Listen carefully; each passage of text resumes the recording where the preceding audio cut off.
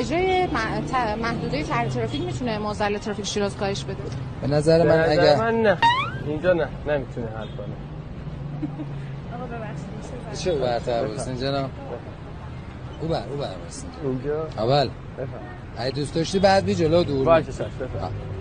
نظر من با برنامه‌ریزی که میتونن دوستان انجام بدن تو مبحث ترافیک مطمئنا این قضیه اتفاق خواهد افتاد و من آینده خوبی رو خوش این طرح زوج و فرد به داد ترافیک میرسه؟ نه مثل این سینما سعدی اصلا حل نکرده اینجا.